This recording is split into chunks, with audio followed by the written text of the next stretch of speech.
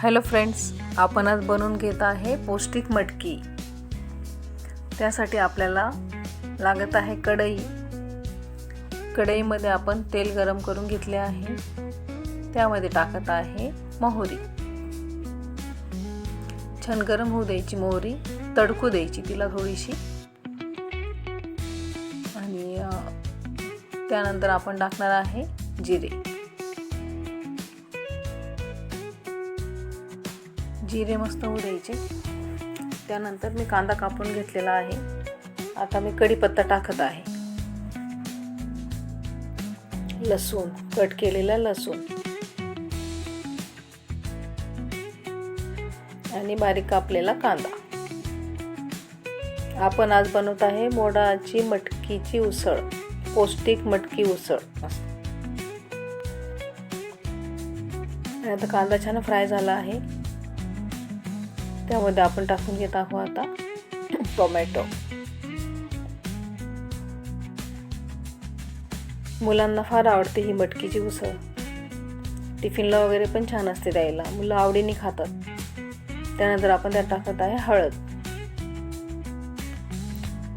हळद नंतर लाल तिखट। मी घरी बनवून घेतलेले आहे लाल तिखट। आपल्या चवीनुसार टाकायचे, कमी जास्त। आणि मी थोडा काळा मसाला टाकलेला आहे, त्याने टेस्ट छान येते। आणि धने पावडर, मीठ, चवीनुसार मीठ।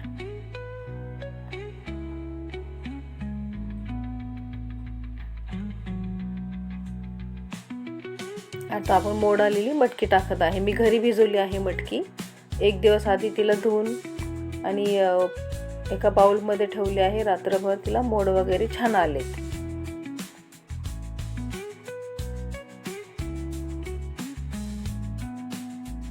छान मोड आलेले आहे थंडीच्या दिवसात पण। आता आपण तिला छान मिक्स करून घेऊ। त्यानंतर आपण त्यात शेंगदाणे ऍड करणार आहे। शेंगदाण्याने चव खूप छान येते खाताना, आणि मुलांना पण शेंगदाणे आवडतात। तर आपली आता मटकी रेडी आहे। आपण तिला झाकण ठेवून घेऊ। 2 सेकंद किंवा मिनिट, जास्त वेळ नाही ठेवायचा, लगेच त्याला वाफ येते आणि लगेच शिजते पण लगेच मटकी। म्हणजे बघा किती छान झालेली आहे। आता आपण त्याच्यात कोथिंबीर टाकून घेणार। छानपैकी कोथिंबीर टाकून सर्व करून घेऊ। झाली आपली मटकी रेडी। आता मी सर्व करते।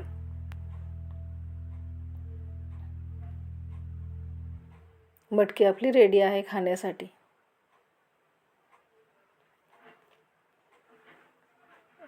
ट्राय करा।